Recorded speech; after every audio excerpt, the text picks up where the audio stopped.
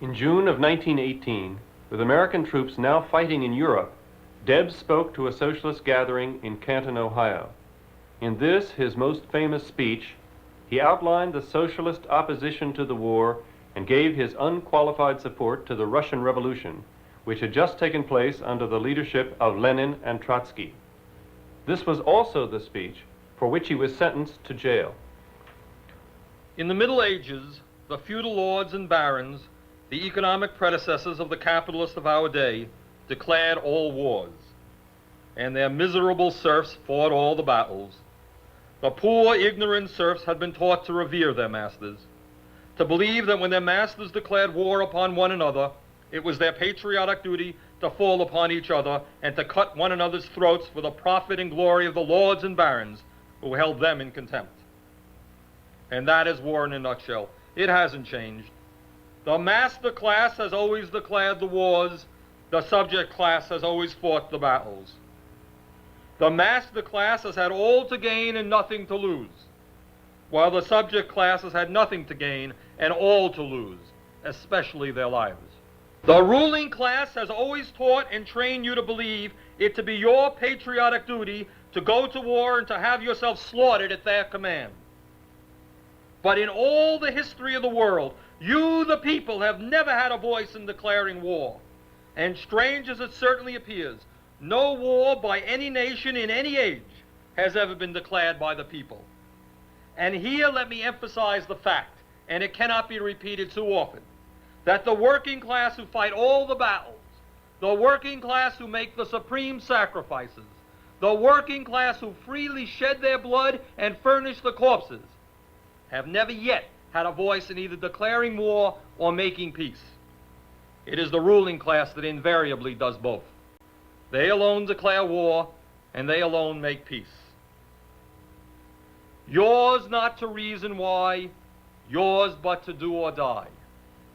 This is their motto, and we object on the part of the awakening workers of this nation. 2 weeks after he gave his Canton, Ohio speech, Gene Debs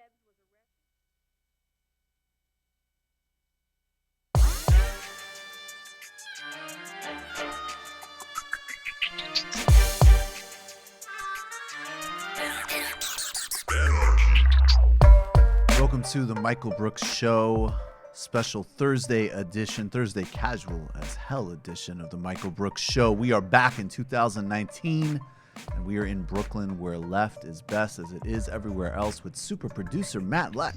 Hello. Chief economist David Griscom. How's it going? And super producer David Slavic, roaming the digitosphere and the ever-expanding TMBS universe. Crew Bhaskar Sunkara joins us today. We're talking about socialism in America, the 60th anniversary of the Cuban Revolution, the differences between Bernie Sanders and Elizabeth Warren and why they matter, but also what sets them apart from everybody else in the democratic field. We have a shout out as Haiti celebrated its Independence Day on New Year's. This incredibly important nation founded on slave liberation and revolution. We'll touch on that. We got to make Numeki Kantz public advocate in New York City, and I'll tell you exactly how we can help make this DSA candidate win. We have a global update. A labor uprising, which has been and continues to be ruthlessly suppressed in Sudan, has its roots in austerity, liberalization, and right-wing social politics. The backlash from students and labor unions is inspiring. Brazil inaugurates a fascist, and Western fascists celebrate. Mike Pompeo was there. Nikki Haley tweeted her congratulations, along with, of course, the tremendously stupid president of the United States. But the opposition is strong and durable in Brazil. We'll touch on that. We have a Griscom economic update. We have a huge amount of sound and video to get to in the post-game. Republicans, man, AOC makes them hurt.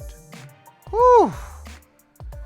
Democratic progressives, not AOC and not Rashida Tlaib, fold on pay-go but there are hearings set to be heard on Medicare for All as a new energy ascends in Washington, an energy from us, as exemplified by AOC, Rashida Tlaib, Ilhan Omar, and more.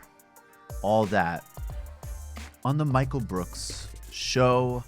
First one of 2019 will be back to regular schedule on Tuesday next week. Let's talk about the difference between Bernie Sanders and Elizabeth Warren.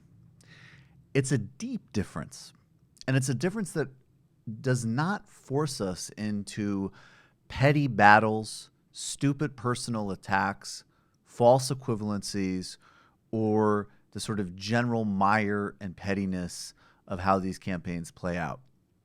I've said before, I like and respect Elizabeth Warren, and of course I really like and respect Bernie Sanders. I'm a democratic socialist. I'm not a liberal progressive, although I do respect that tradition, and I certainly respect much of Elizabeth Warren's work. There's a fundamental philosophical difference here, which goes to the heart of how we want to do politics. But first, we should register and continue to register that even the possibility of a race between these two is a pitting of two good things against each other, which is an incredible departure in modern American politics. But let's talk about this. With an impending and happening now climate catastrophe, the global rise of fascism, from Trump to Modi, from Bolsonaro to Duterte, from Netanyahu to Orban, we are facing the very real conditions of what people have predicted in concrete and tangible ways of a late-stage capitalism. The resources are shrinking. Globalization and technology have, in fact, for capital, collapsed borders, increased efficiencies, and generated frictionless supply chains, which have made certain consumer processes easier than ever and greatly harmed labor, living standards, work-life balance, and ecology across the globe. The old arrangements of the liberal consensus, the centrist consensus, is dead. It's not coming back. Period. We have an opportunity now to evolve into a better world where we can actually solve our predicaments and generate human flourishing, or we can descend into full barbarism and fascism. But we will not go back to a sliver of time that existed in a highly specific context of a post-World War II and then neoliberal Western-led order. It's not coming back. And at the core of what's not coming back is a mistake and a distinction between socialists and liberals and many Democrats. See, they believe that companies do bad things because they're run by bad people. We as socialists understand that companies do bad things because our economic system incentivizes them to do so. Literally, there's no other way. When the choice is between ecological destruction, worker abuse, or profit, publicly traded corporations must opt for profit and abuse. And that is why those who are out there spreading the gospel of ethical or socially responsible capitalism sounded totally incoherent compared to the ruthless son of a bitches bastards who talked about promoting capitalism at all costs. They were more coherent.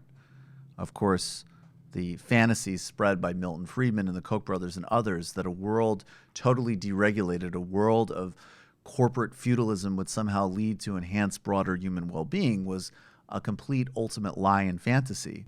But in general, when you really pin those people down, they'll say that the bottom line is profit for a small group of people at the expense of the many and the ecology.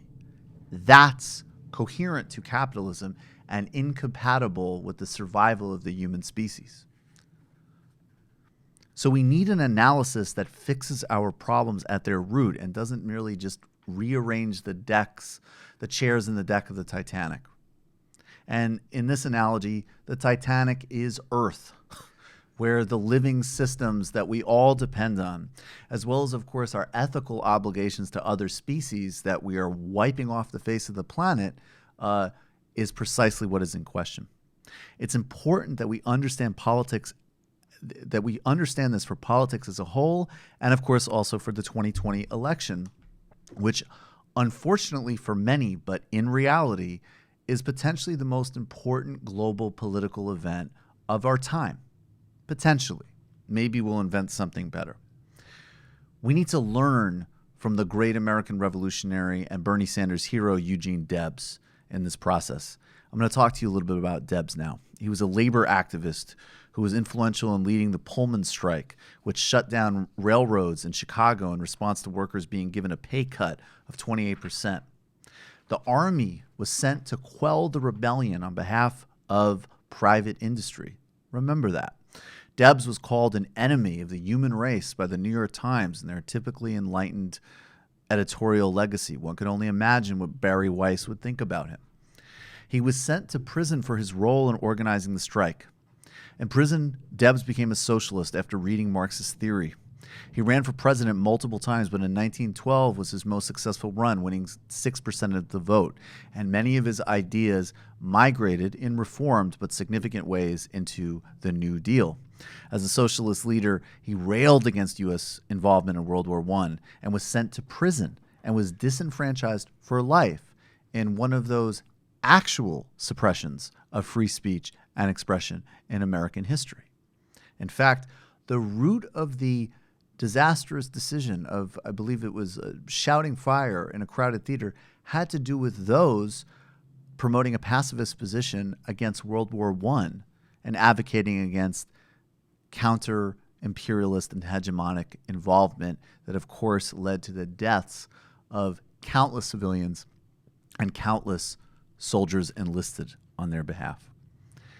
Contrast this legacy with Joe Biden, very easily the most odious potential 2020 candidate on the Democratic side, in a side that is filled with plenty of odious people, if we're being honest.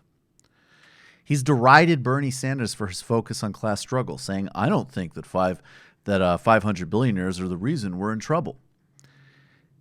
That's actually precisely both the reason, in many respects structurally and economically, and the precise reflection of all of the ways that we are in profound trouble. In 2020, we need policies that challenge the economic system that has ravaged the planet, not just cover up its worst excesses.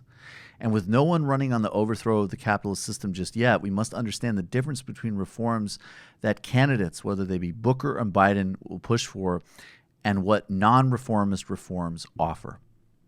And this even implicates some of Elizabeth Warren's ideas, although not her brilliant idea on the public manufacturing of drugs. That is a brilliant non-reformist reform. Reform allows the system to continue by mitigating some of the most egregious aspects of capitalism. It masks the problem rather than solving it. And capitalists, of course, find ways of subverting these reforms. Now, again, in the real world, these reforms are huge. They make a massive difference in people's lives, and we should support them. And they also enlarge people's sense of what is possible and what they should expect. But we also see that whether it was the neoliberal backlash that broke up the labor social democratic consensus of the 60s, 50s, 60s, and 70s in the United States and Western Europe, or the fascist calumny that we see in Brazil today, even the deepest and most successful reforms in a capitalist context will always be threatened by those very same forces. So as an example, U.S. labor laws can ban child labor and other horrific labor conditions. Major U.S. companies just go overseas where these rules are not enforced and practice their exploitation there. We can look at the contrast between the idea of, which we should, banning McDonald's and other fast food industries from forcing their employees to sign NDAs. Now, of course, we should do that. We need to do that. But what about providing every single American full and complete health care and helping liberate them from jobs like fast food industry jobs? So Elizabeth Warren is no Joe Biden. Her approach of managed capitalism will be buffeted in a late capitalist world with a shrinking pie and aggressively globalized and technology-fueled economy. A managed capitalism is still capitalism. And as long as the corporation is organized in a way that maximizes profits for shareholders and owners, labor will always be squeezed. And in times of downturn, the working class is always first to carry the burden of austerity. We need to take the lessons from Eugene Debs. In his past, he not only was a radical socialist in America, he was a radical socialist inside the Socialist Party. Socialist conservatives were more apt to compromise than Debs. The radicals who he associated with wanted to overthrow capitalism, while the conservatives wanted to end corruption and make the system more efficient. The conservative socialists wanted to expel members who did not participate in elections and those who favored sabotaging industry to further class struggle. Debs and other radicals not only opposed those measures, but also embraced immigrants in their shared labor struggle versus playing to compromise in that area. Eventually, radicals defeated the conservatives, and Debs led the socialist ticket to its best ever performance in 1912. Debs is Bernie Sanders' hero. And in Bernie Sanders, you can hear, in spite of an incredibly moderate agenda, you can still hear the fundamental uninterrupted tradition of a class critique of American politics, which stands alone. It stands in sharp contrast, and it also more closely synchronizes with the necessary global corollaries that we're going to need, whether it be Jeremy Corbyn in the UK or other potential left governments taking the helms internationally, because this will be a global project.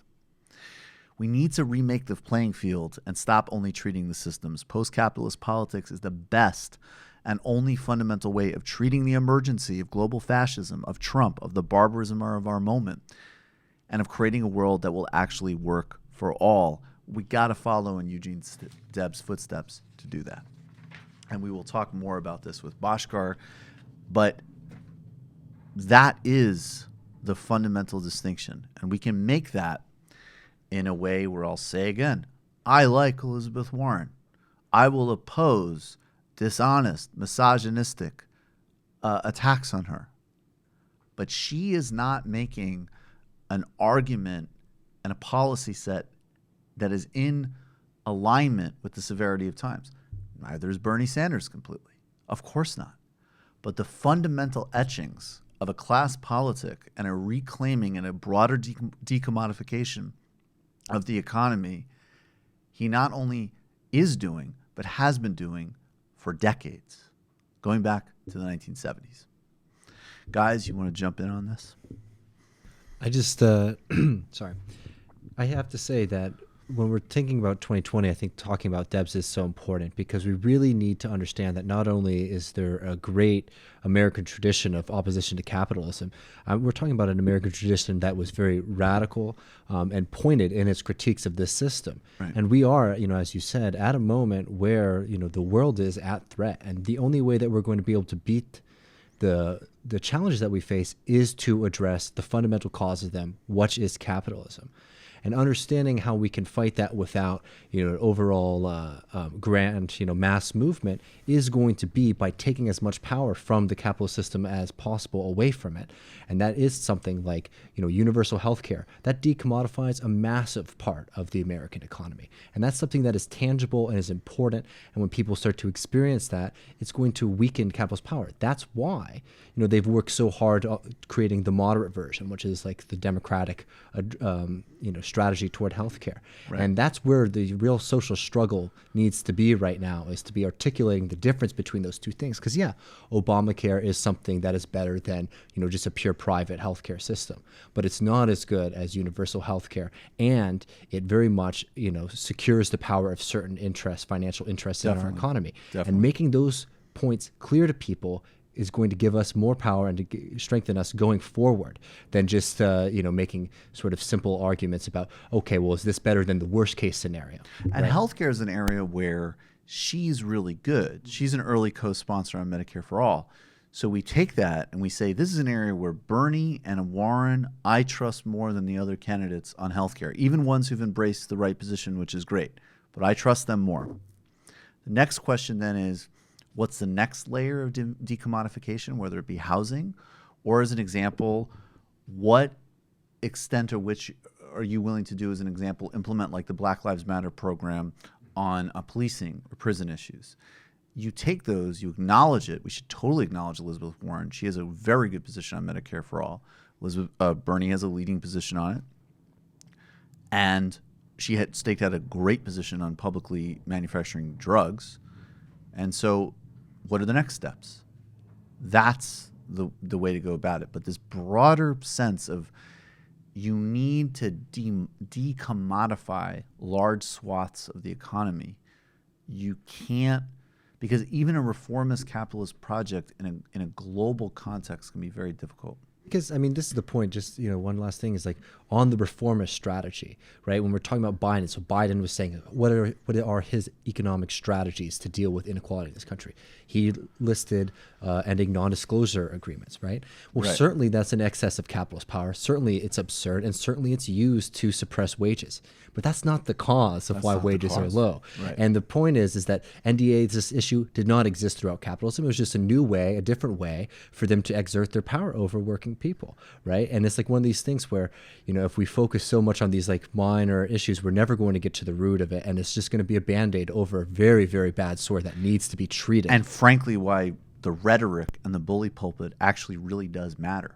The fact that Bernie does frame this as, in fact, the millionaires, the billionaires, the oligarchs, versus some type of disruption in American meritocracy tradition, which is actually my biggest problem in some respects with Warren, is a huge rhetorical difference for cueing how people understand politics.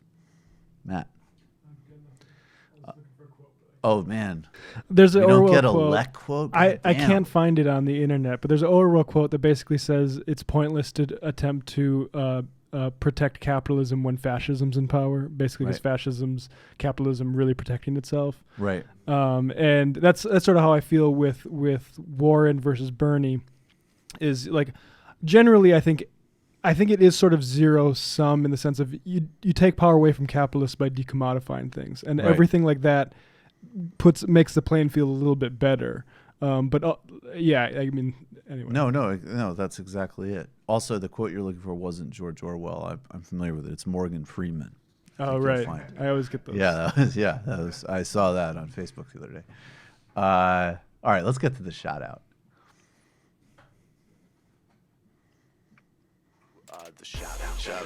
DJ Danarchy, the sound genius behind the Michael Brooks Show Sonic Experience.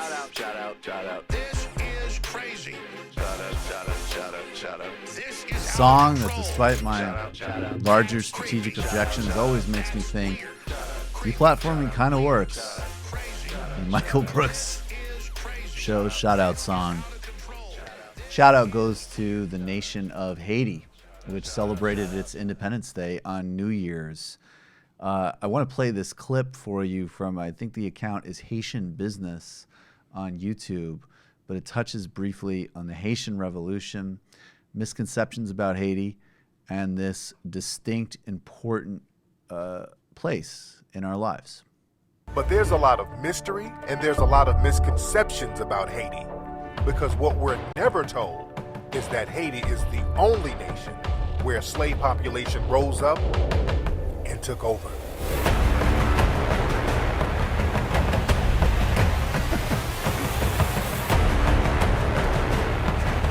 The African people on the island fought all the largest armies of the world at the time and won over each one of them. Whooped the Spaniards, beat up the French, knocked down the British.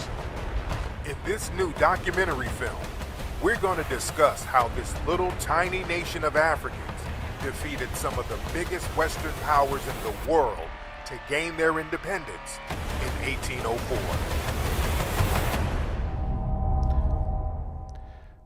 Frederick Douglass declared of the Haitian Revolution, "We should not forget the freedom that you and I enjoyed today, that the freedom that 800,000 colored people enjoyed in the British West Indies, the freedom that has come to the colored race the world over is largely due to the brave stand taken by the black sons of Haiti. When they struck for freedom, they struck for the freedom of every black man in the world. Toussaint Louverture, after being captured and exiled by the French, cut down. Sorry, overthrowing me in. You have cut down in San Domingo only the trunk of the tree of liberty. It will spring up again from the roots, for they are numerous and deep. CLR James has, of course, in Black Jacobins, one of the most important treatments of the Haitian Revolution, and one that's so brilliant because it doesn't fall either into the Eurocentric, racist, totalizing narratives or into essentialism. And in fact, he inverts the argument to say that the Haitian Revolution is the fullest expression of the sentiments that were expressed in the French Revolution. And the Haitian revolutionaries are the sort of like essential carriers of this distinct slave and black revolution, but also the most aggressive and expansionary impulses for human freedom in a global sense. So shout out to Haiti. A lot more content coming out as well, dealing with everything from U.S. policy there to the protected status for Haitians in the United States. A lot to deal with, but we must also just focus on the tremendous positive of that country. I also think that montage that they use was sparking a lot of Nation of Islam Obama content in my Looks head. like a good documentary. Yeah, it sure does, white boy. Sure does. They might not have had the one true living God, but they sure didn't know how to decapitate a fucking white person. And conversely, I could also see a lot of sort of YouTube snowflakery. It's like, wait, why didn't they have a dialogue with their slave masters? The good thing about slave masters Yeah. is you can just kill them. That's That's a great what thing. Sherman found out. Yeah. Like people like it actually. Yeah, they like it. It's a super clarifying debate.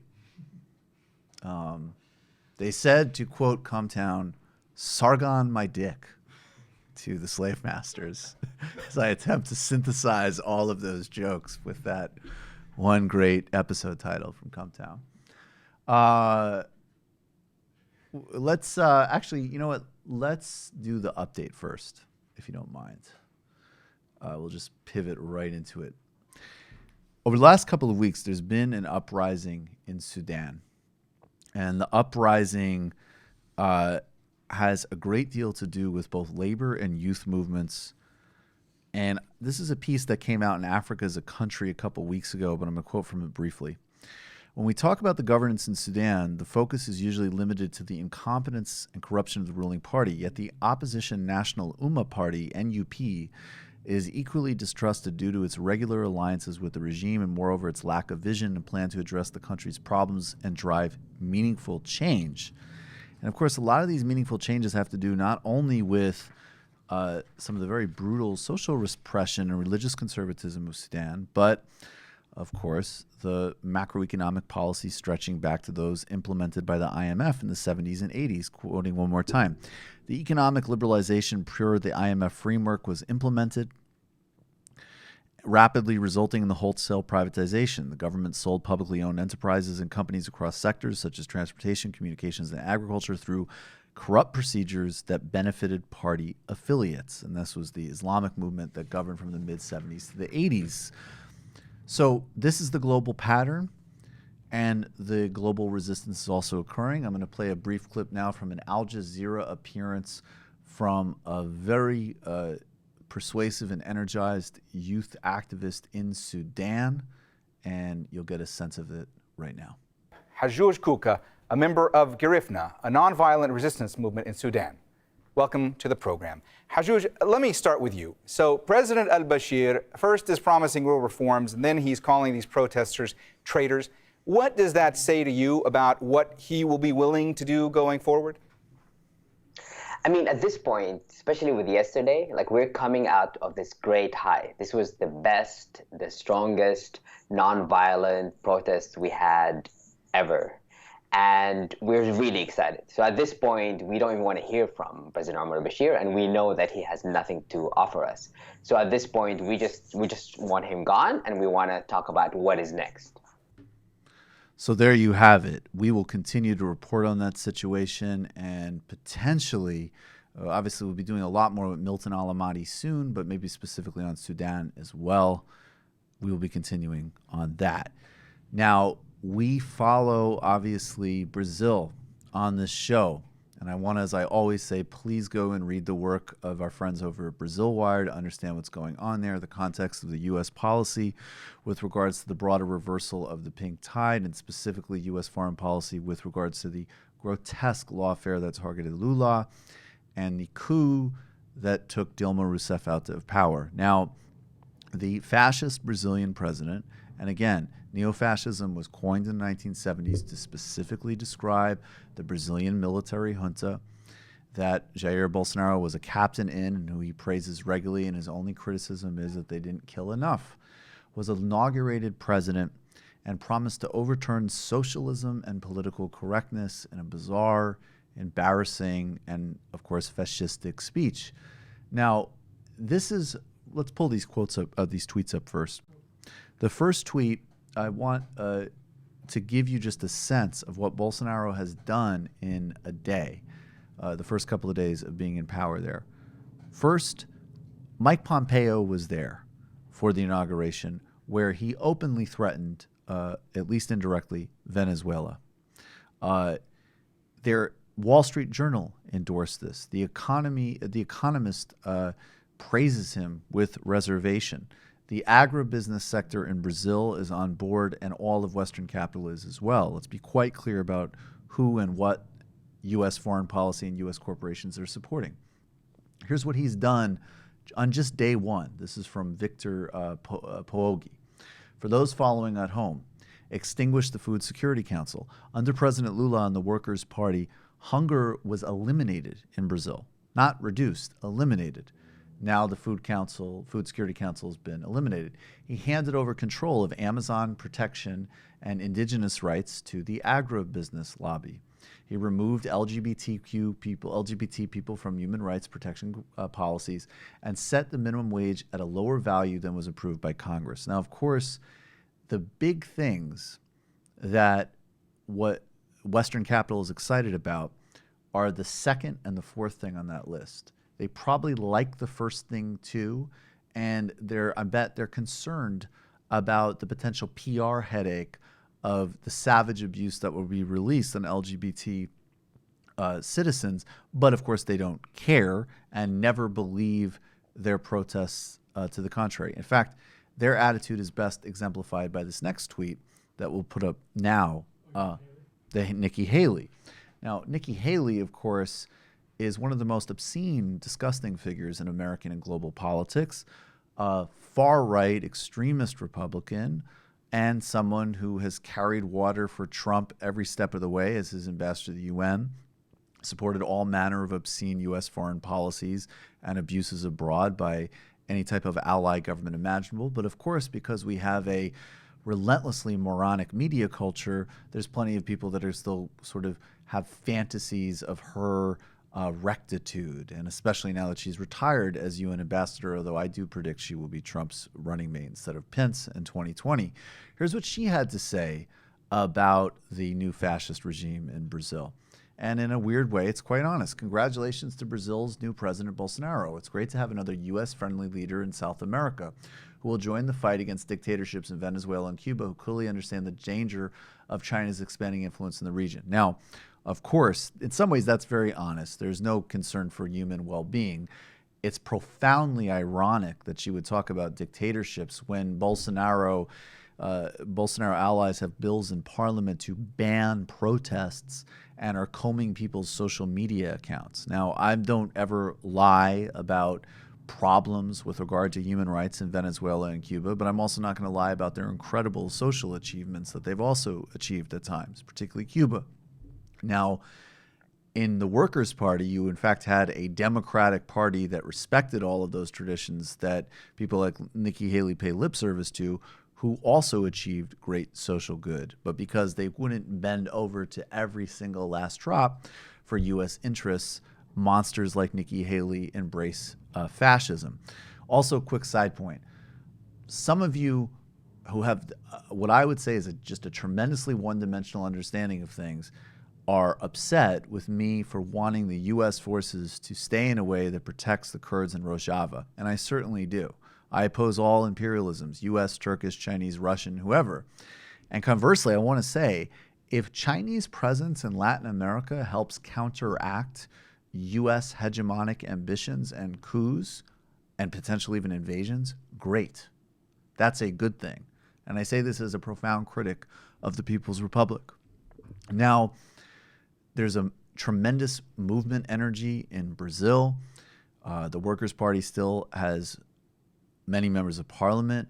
The landless movement and others have already overthrown one dictatorship and have done tremendous work over the years, even though, of course, they face tremendous threat and violence. But the real spirit of resistance in Brazil is incredibly strong. And here we'll play a clip of a sense of that. Now, of course, as has been pointed out, and I forget who did this, so forgive me, I think it was Brian Pitts, said, if in Bolivia or Venezuela, the lead opposition candidate, who was a former successful president who led in all the polls, was put in jail, and then the prosecutor who put him in jail without any evidence became the justice minister for Morales or Maduro, we all know what a big nightmare scenario that would be in U.S. media. Of course, here it's completely ignored, which is precisely, though, to the T what happened to Lula. In a complete grotesque miscarriage of justice, which, as I always say, echoing Noam Chomsky, makes him the most important political prisoner of the world today. And here were people marching on his behalf in Curitiba during New Year's Day. This is a report we'll play a little bit of from Michael Fox, the World News Network. They rallied outside the prison where former President Luiz Inácio Lula da Silva has been held since April.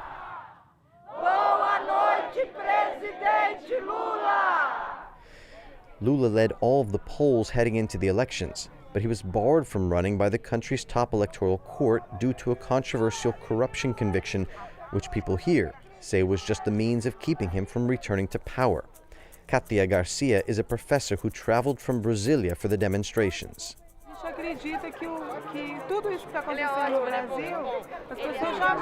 We can't forget that this is a coup that we've been confronting in Brazil. It's been a coup d'etat since 2016, and we're resisting.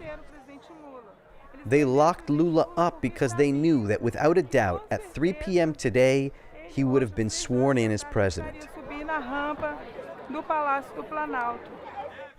Lula and his imprisonment remain a symbol for progressive forces in Brazil. A vigil has been ongoing since the former president was jailed 270 days ago. They need to free us, because with Lula in jail, the people are in jail. LulaLivre, we'll keep on that on all fronts. Okay, guys, now let's talk about why you should become a patron of the Michael Brooks Show.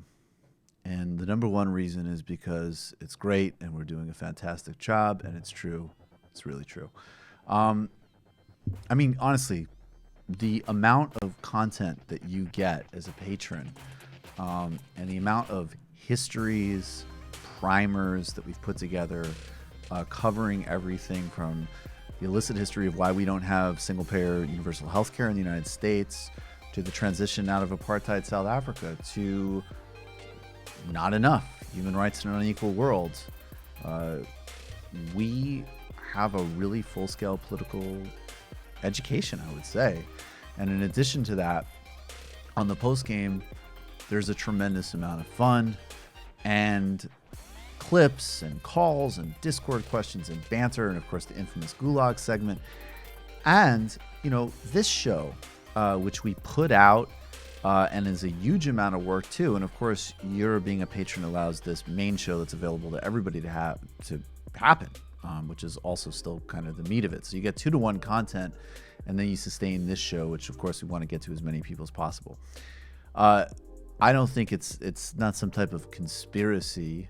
It's not some type of like Dave Rubin whining, but YouTube is being bizarrely bullshit about monetizing our channel. And I can say that just objectively on the metrics. We've hit like we've blown far surpassed, right? We've totally blown through every single thing that they've asked for, and they've not monetized us for bizarre reasons that make no sense. That they're very opaque about. And we've gone through 3 different times of, you know, can you monetize us? And they apparently go through and look manually and then they give us some sort of explanation like duplicate videos, which we're not really sure what that means because there's no one to really ask. There's no recourse. Right. So we're basically, the YouTube page is kind of a loss leader, but luckily we're at a point where we can do it. But if you are one of these, if you're just a YouTube watcher and you enjoy the product on YouTube, and especially the clips, this is your moment to feel a little bit guilty for free riding, because if you want us to continue building this out, we're gonna need to get the money from somewhere, if not from YouTube. Absolutely, and we do, because in addition to growing the show, we want to build as broad. We want to be part of broadening out the left ecosystem on YouTube as much as possible. So look, patreon.com/TMBS. This Sunday for patrons, we are debuting our first TMBS think tank session, where the crew talks issues and strategy of the day. It's not going to, it's going to be once every several, but it's a new flavor because we're always trying to innovate and add to what we do. We're really excited about that. We're more than halfway sold out, and the new year provides you an opportunity to come see us at the Bell House in Brooklyn, February 1st. It's the first TMBS live show. Obviously, we're incredibly excited about this. Alona Minkowski is going to be there. Bhaskar Sunkara is going to be there. Trevor Beaulieu, T of Champagne Sharks, is going to be there. And of course, all of us, Mike Racine and I, are filming some type of pre-sketch. It's going to be incredibly fun. I don't know if we have that up on screen. Yeah, you can go right to the Bell House and still get your tickets. I don't know. I mean, I'm not, as I say, we're over halfway. I've never done this before, so people tell me, and I have actually noticed, we never totally fell off, but there's definitely been a little bit of an uptick again in the past couple of days, and sometimes people are like, actually, it just seriously accelerates again. So if we went back to like the rate we were selling at it in the very beginning, this will be gone like really soon. So and that lineup is basically leftist, Coachella. That is... That's exactly right. Or Glastonbury. I don't know, whatever your favorite is, but get after it, folks. Come February 1st, leftist Glastonbury. Like, I'm one of the small names on the bottom of the Glastonbury thing, and You're never small, I'm still, me. So that's there you go. Exactly. Of course, Griscom is. There's a lot of "I'm still me" here energy in the studio. Me and Griscom are like the indie bands that like just got their first Pitchfork review. Oh, man. I remember those days myself, guys. It was the fucking Wild West. Being in the background, doing voices for Cedar. All right, one other thing, which I still do, of course. All right, one other thing that I really want to do. Nomiki Konst. She's running for public advocate in New York City. We're going to talk about her campaign on Tuesday. And look, she's running on all of the right issues. She's running on the public housing crisis in this city. She's running on taxing the oligarchic corporate wealth of this city to fund free public transportation. She's serious about oversight of policing, of race, of police violence issues in the NYPD, which are still profoundly persistent in this city. She opposes the Amazon scam brought to you by Cuomo and de Blasio. And she's incredibly serious about liberating Puerto Rico from our colonial relationship with it, which is both specifically connected to New York through all of the relationships between Puerto Rico and New York through that community, but also, all too often, Joe Crowley, Scumbag Joe, as an example, very happy to, go to a Puerto Rican Day Parade, but actually took money from some of the very same vulture financial interests, pillaging, screwing, robbing, impoverishing Puerto Rico right now. Now, Miki's on point with all of it and very committed to the DSA agenda. So what I want you to do is go give her some federally matching fund or some locally matching funds. Contribute to her campaign. We have the link up there right now. I've been tweeting it out. It's I can't read it from this angle, but if somebody could. But we need to make sure that, wait, is that the signatures or I thought this was just okay, excuse me. I thought there was one to contribute to her, so we'll do that on Tuesday. But this is equally, certainly, profoundly important.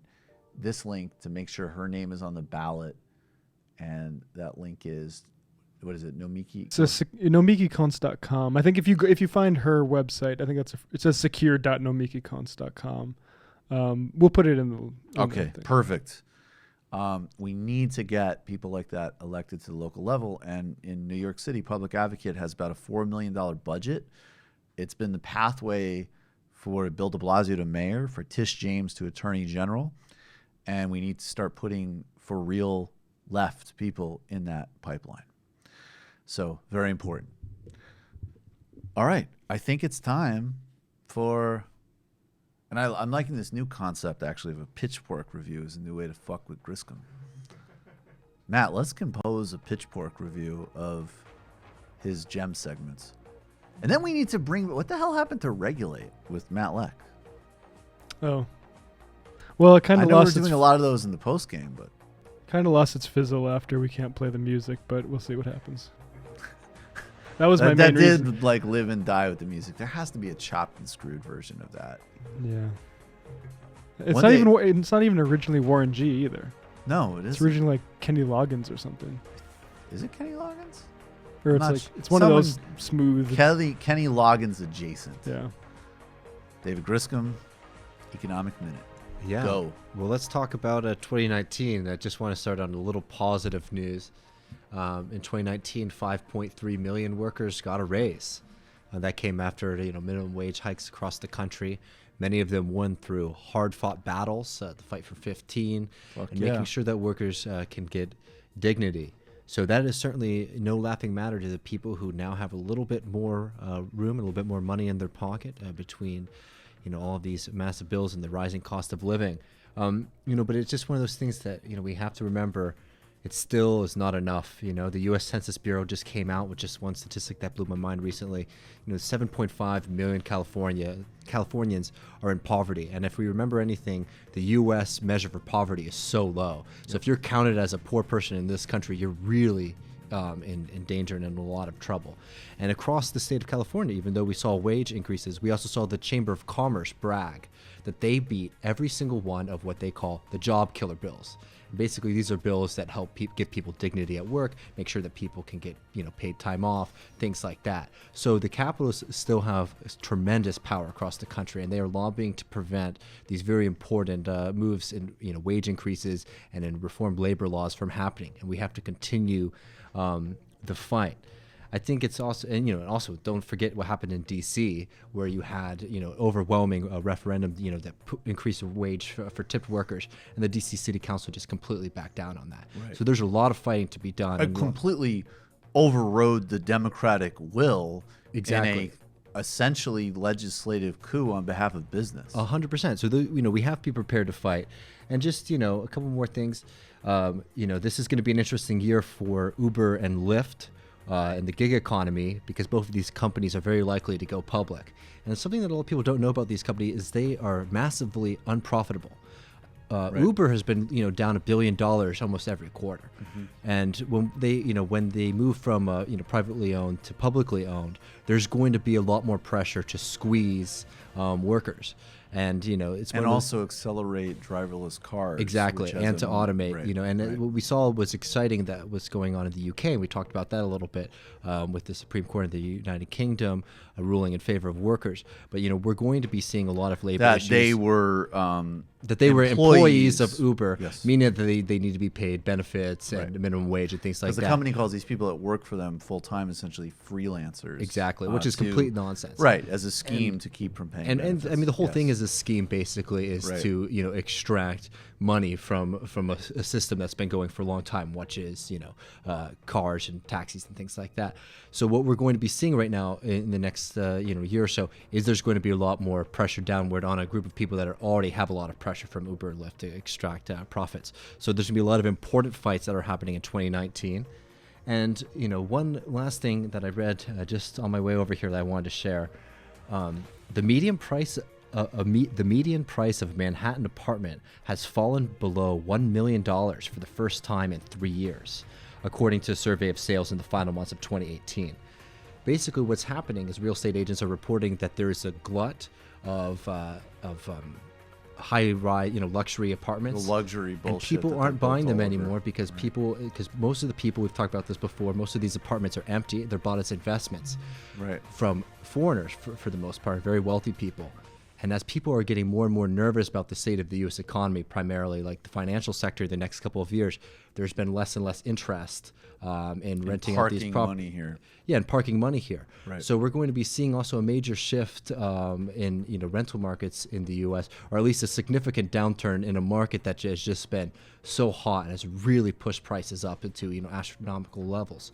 So what we're going to be seeing again is the question of what are we going to do with all of these empty apartments when there's a housing crisis in this city? What we're going to do is we're going to house them with homeless people and Yeah, reclaim them as public goods. I still think I love what Jeremy Corbyn said about seizing apartments that people aren't living in. 100%. So 2019, there's going to be a lot that's happening. There's a lot of fights to be involved in, and we have to be ever aware of what's going on. We have to pay attention to what's going on in the financial markets, because that is where people are starting to make their plans for how they are going to interact with labor. So we talk about the wage question, we talk about the rental question, and we need to be prepared to win these fights and to organize around them. And 2019 is going to be a good year for us, I think. Yes, sir. And yeah, Matt, follow up on that. This reminds me of a friend of the show. He's been on, Lee Carter, Virginia. He's like the AOC of Virginia, but he's actually pretty. He's more to the left. I think. No. His Lee bona Carter's fides are there. Excellent state assembly in Virginia, or Senate, or state. Let's see what he says here. The House of Delegates. House of Delegates right, in okay. Virginia, DSA, excellent socialist. He's great. You should definitely follow him on Twitter if you follow him on Twitter. Listen back to our interview if you haven't yet. So another delegate, he quote tweeted the other delegate, Nick Freitas, saying, starting off reports wondering why there's so much poverty is absurd. Poverty is Poverty is a natural state of human beings. Maybe try focusing on what creates wealth instead of just redistributing it. And Lee Carter says, this is what reminded me from Griscom's statement. There are 11 empty houses for every homeless person in Virginia, and 40% of the U.S. food production rots while thousands don't know where their next meal will come from. The continued existence of poverty isn't natural. It's a deliberate policy choice made by people in power. That's it. And what's the reason for that? It's the contradiction between use value, using a home to live in it, and exchange value. So that's why houses stay empty. That's why apartments stay empty in this city, is because there's more value for certain people to leave it empty as an investment opportunity than to house people. That's a system problem, not a natural state of affairs. And it's not a question, right? And that's precisely it. And that's why it has nothing to do with the personal morality of people in the real estate industry in New York, although it is by and large an extremely they're very immoral people. Yeah, I mean, don't get me wrong, Well, they're total scumbags, but that's not the point. Yeah, exactly. The point is the systemic incentive structure. I think we should talk about this in the future, but it's one of those things also with like gentrification. It's like people aren't getting pushed out of their homes because some people aren't like acting appropriately when they move into neighborhoods. People are being pushed out of their homes because very predatory landlords and like capital's forcing them, right? And it's one of those things where we got to be very clear about our narratives on and these systemically questions. unfair distribution. Exactly. Right. And right, precisely. And it's all tied up in everything that we have to understand. And of course, in terms of race and class, the engine of those things are very specifically economic ones, including the cultural exploitation and expeditions. The early process of New York regentrification of actually some of these real estate companies like seeding certain types of young white people to go into certain neighborhoods is almost like early scouts and type of literally colonial expedition. Exactly. The incentive is behind it. Gentrification is certainly a thing, but we should talk about the source of why. No, it's but the happening, source is not right. The it. source is not like, oh, this is annoying that people like coffee shops here. First of all, everybody likes coffee shops and bars and shit. That's not a specific social or racial class. It actually becomes kind of weirdly reverse condescending to like, I know plenty of people from different economic and racial backgrounds that enjoy a nice cup of coffee and a good beer on a nice day. That's not the point. The point is a complete predatory upturning of people's homes and communities because of a profit lust that is completely, I mean, we need to broadly decommodify it, but it isn't even restrained by any type of rigorous legislation, like at the very least rent controls. So, I mean, that's the fundamental driver, no doubt. Bhaskar is going to be here in a few minutes. So we have, is that him? Is he already knocking? David, go check. I like that. Serve your other function on the show. Like that. This is real grassroots media shit right here. You do an economic analysis, then you let a guest in. There he is. Are you with your... I am on air. No, it's fine. You can do that. You can do that. Is this your spiffy shirt from Trinidad that you tweeted about? I couldn't get it. My girlfriend didn't let me. What? Yeah.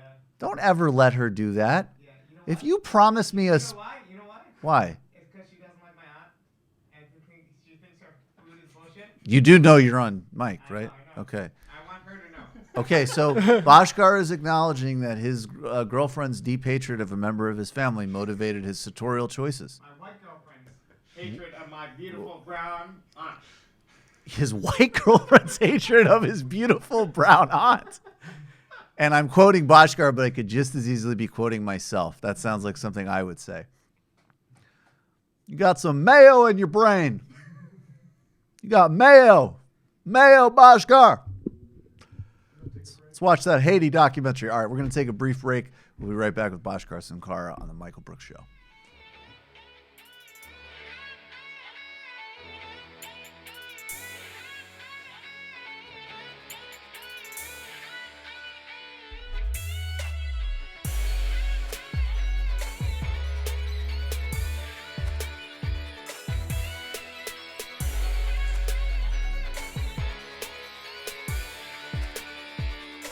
Hello, this is Mitt Romney.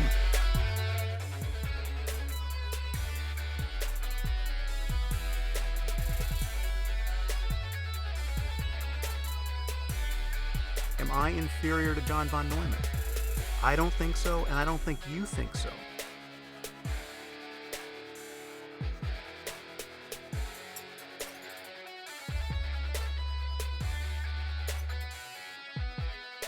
Thanks, guys. That's not what we're talking about. Hello, this is Mitt Romney.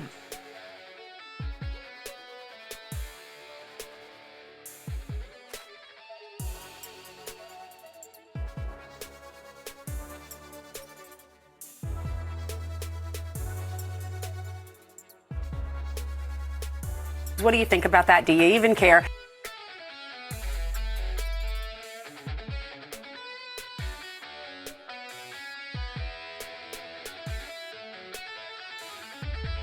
I didn't start anything with the wife.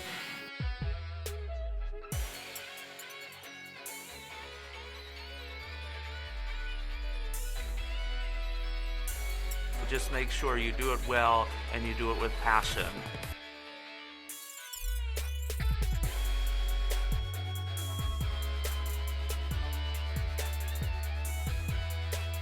To help with connectivity.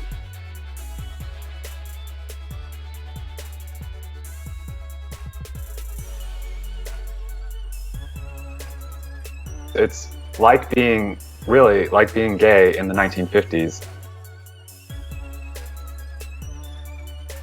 I feel proud of myself about that.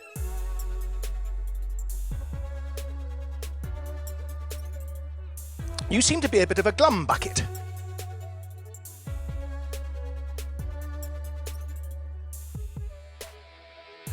Thanks, guys. That's not what we're talking about.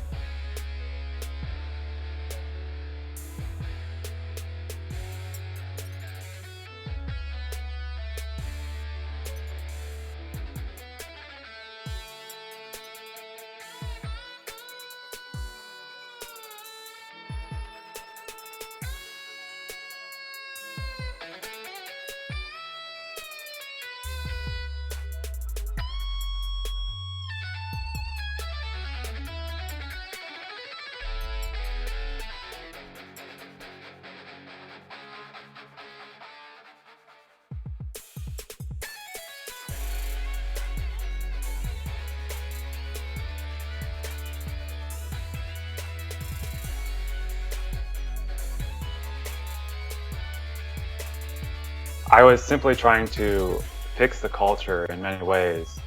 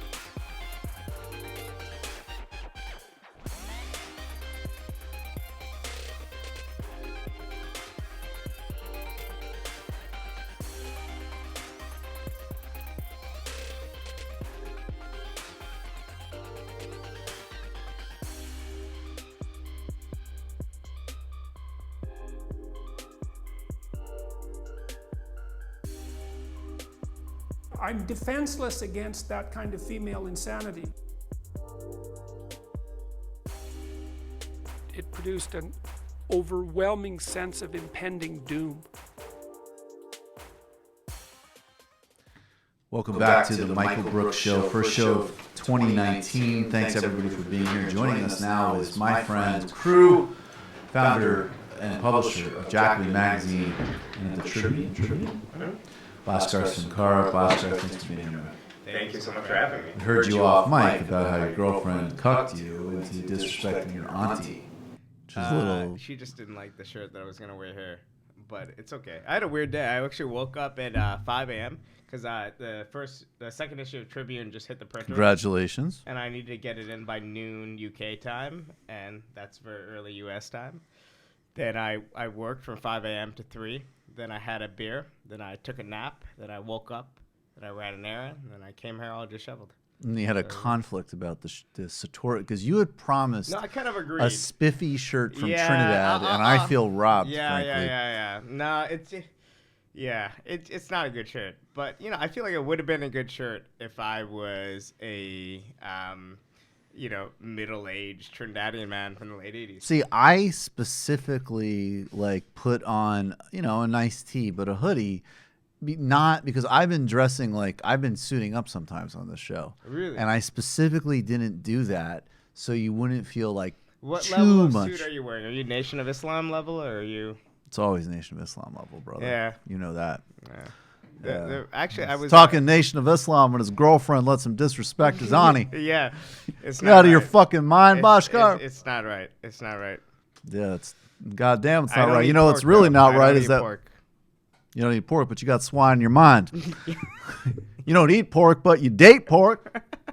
Allahu Akbar. By the way, Bhaskara's girlfriend's very cool. And she also is not a listener of this show. Oh, okay, great. Let me get back to the routine. Yeah. You talk to pork, you live with pork, but you don't eat it? Depends. She only listens to majority of pork when Sam's on. Oh, I'm going to do... All right, so basically I'm just going to do impressions of a... Bhaskar, your girlfriend fucking sucks. We gotta... Everybody complains about Jacobin, but have you seen this guy's girlfriend? I mean, it's fucking sad. That is how meta... how meta this shit could get. It's it's a Michael Brooks show. What did he do? He did a... right-wing Mandela impression that is rusty, so it almost sounds like Kissinger, and he insulted my girlfriend for 10 minutes. So I do have a serious question for you, though. Yes. How did you feel about the first game of the season with the Nuggets just completely wiping out the Knicks? Buddy? No, actually, it was a very competitive game. It was not game. for, excuse me, first game of 2019.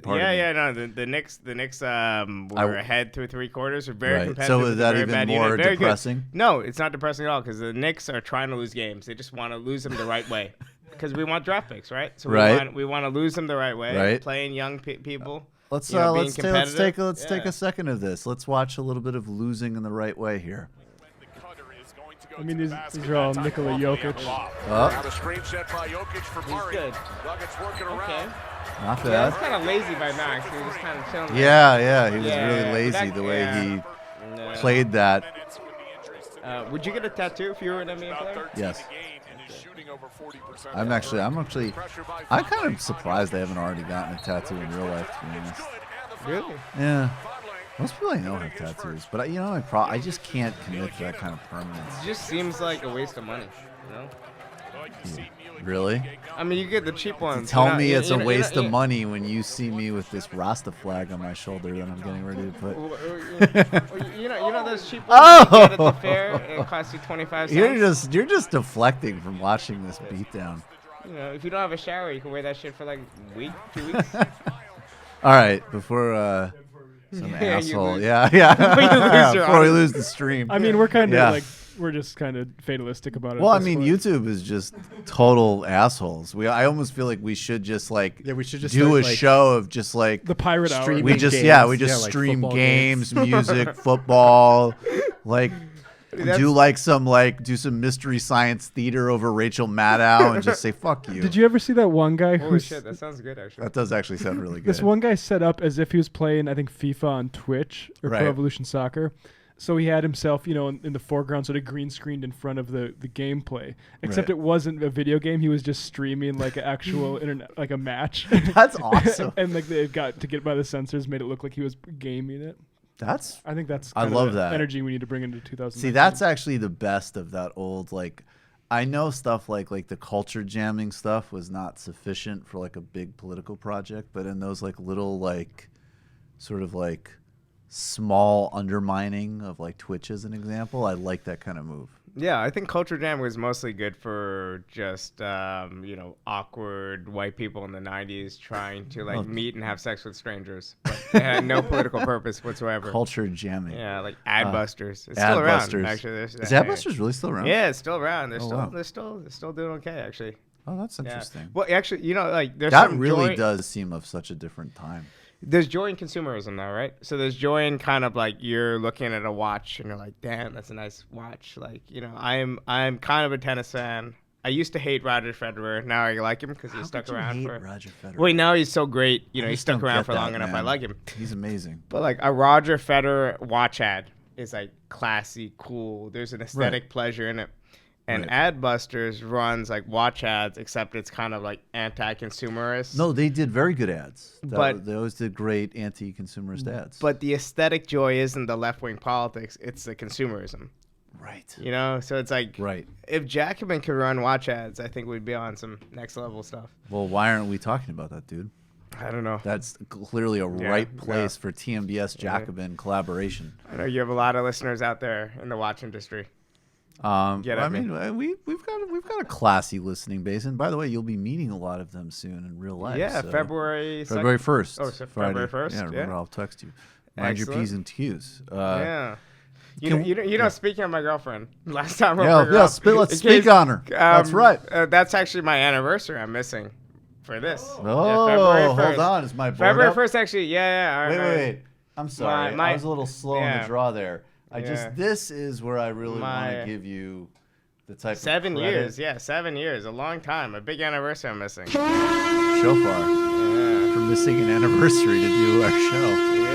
Yeah. That's exactly the type of attitude that I appreciate. Our first date was actually a Knicks Milwaukee Bucks game. It was by accident. Does she like is she like a legit NBA fan? No, we were just having a mediocre date. We were bored and we were walking past MSG, so I scalped tickets. That's good. Yeah, that's a great way to save a date. Yep. That's good. Well done, Bhaskar. Yeah. I used to be handsome, charismatic. Now I'm just, I'm just trying to get by. Going on I'm just trying to get by with money and power, Jesus. We'll do an intervention after the show. Do you have the stamina to talk about the Cuban Revolution for a second? 60th anniversary. Well, let's do it. Well, hit me. So, I guess, no, I'll set it up a little bit more. Well, first of all, are you, I feel like there's three things that you need to hit, right? And I'll just for setting it up purpose, agree, disagree, reject, whatever. I feel like, okay, one is acknowledging that there are a lot of great accomplishments that are real, that are tangible, healthcare, education, but also the overthrowing of Batista, also the surviving for that amount of time, and also some of the international efforts, everything from, like guerrilla efforts in the 60s and 70s, but also now more like, doctors in Venezuela or Brazil and now possibly in Mexico. Then there's the U.S. piece of just like the sort of just abusive U.S. foreign policy, and in some ways the nature of the government's secondary. And then I think third, is also being honest that, of course, there's been abuses in Cuba, and of course there's been excesses. And, furthermore, most people who are like, Western, like, Brooklynite socialists would totally not be used to or into some of the, like, restrictions they would experience if they lived in a Cuban context. And you should be honest about that. anyway, I think those are like three things to put on the table. Yeah, I mean, I think that the bottom line is that Cuba is a sign that even bad socialism can sometimes accomplish more than a functioning capitalist society can accomplish, right? So we live in a society today with millions of people who are uninsured, with high rates of infant mortality and things like that for a developed country, with, in a city like New York, 30,000 plus homeless people. Right. And in Cuba, there's an old Cuban saying, and it went something like, in the world, I don't know what the exact amount, like 190 million people children will sleep on the street tonight. None of them will be Cuban. And of course that wasn't completely true, because I'm sure there were some Cuban kids sleeping on the streets in Miami. But in Cuba it was probably true, right? Right. But at the same time, and also, I've been to Cuba before. In the streets of Havana, it's incredibly safe. There's no slums. There's none of the things that I'm used to seeing in, let's say, Kingston, Jamaica, or that I've seen. My family's Trinidadian, so Port of Spain. Trinidad, and Trinidad, of course, is not a regular Caribbean island. It's kind of a petro state. We have a lot more money flowing in Trinidad than other Caribbean states, but but the very serious inequalities. And so, in other words, Cuba to me is a society that definitely has, if not classes in the classic capitalist sense, it has castes, right? It does have layers. If you're a bureaucrat, your life outcome, if the bureaucrat's son or daughter, is going to be a lot different than if you're born, poor in Havana. Right. But at the very least, it's a ruling bureaucracy that gets its legitimacy from giving people health care and from giving them education. Right. And that's very different than the way the legitimacy is derived from other countries in the world. Right. Especially countries in the third world. And there's a lot of caveats you could apply. Like, for example, I think the embargo is kind of overstated as a reason for Cuban development lagging behind, in that up until the late 80s, when Soviet subsidies for sugar started dwindling down, the weight of Soviet subsidies probably outweighed the impact of the embargo. That's an empirical question. No, I think that's almost certainly the case, though, from my understanding. Though that being said, I guess the counter argument to that would be that's still subsidies being shipped in from like across the world versus actual economic encirclement from like a massive hegemon 90 miles away from where you are. Yeah, and there was also constantly trying to like assassinate. Yeah, and then the 90s are proof there was legitimacy. I mean, there's no way a government like that could have stood up. And exactly. And if you think that a authoritarian government can just by strength of its military alone stand up to popular pressure, I mean, I think the irony is that this anti-communist, anti-totalitarian argument actually does a disservice to the actual people suffering under dictatorships. Because people suffering under dictatorships can rise up and can make change. Definitely. And surely, a country like East Germany was, for a Eastern Bloc state, relatively prosperous, had a very strong military, second in the Eastern Bloc to the Soviet Union. And it collapsed overnight, because when the popular legitimacy goes, the government goes. And in Cuba, the popular legitimacy never really went. Right. And I think as Americans, our primary goal should be to reject sanctions, reject the embargo, reject some of the propaganda against Cuba. But if down the road movements emerge fighting for the free civil liberties that we enjoy in the U.S., right. Then I think we have to also support those movements. Because if we think it's okay for you to start a podcast and be on the radio without getting government approval, and for me to do the same with a magazine, obviously we're on the left, but we should think that a government shouldn't stand in the way of people doing the same thing in Cuba. But right, and that's not what we're obviously not what we're talking about when we talk about socialism. I think the only caveat to add to that is, and this is just the complexity and the reality. So as an example, like we uncritically would support like liberation movements in Africa as an example that might get funding from China or the Soviet Union, which we would have plenty of criticisms of. So conversely, I could certainly support movements against other authoritarian regimes that might also get some support from the United States. Rojava is like sort of the prime example now. That being said, teasing out what those movements in Cuba will look like that are like organic versus, just sort of like ongoing U.S. interference. That's going to be the trick. But I totally agree with you philosophically. Yeah. I mean, I think it is going to be difficult. I think the bottom line is that the Cuban moment has gone. There was a time up until I think we can look back now and we would say, what was the peak of state socialism? What was the peak of the left? And we might date it to late 60s, early 70s. But it wasn't apparent at the time. At the time, it might have seemed like the mid to late 70s was the peak, maybe even 1979. So you had the victories ongoing in Angola. You have apartheid trying to becoming shaky in South Africa. You have the coup in Afghanistan, the left-wing coup in Afghanistan, which was called the Sour Revolution, which happened in April 1978. You have all this advance in the third world. You're about to have the revolution or the coup, left-wing coup in Grenada. Right. And it's not clear and whether... even Burkina Faso is not that far out. Yes, exactly. With Thomas Sankara. Yeah, exactly. Yeah. So I would say Cuba right now, though, is isolated. It's in a different period. It's a different moment. It's trying to keep hold of what's good in its revolution. Right. But it's going down the Sino-Vietnamese model of having to bring in market development, having to bring in foreign investment in such a way that it's going to lose certain aspects of the Cuban system that is good.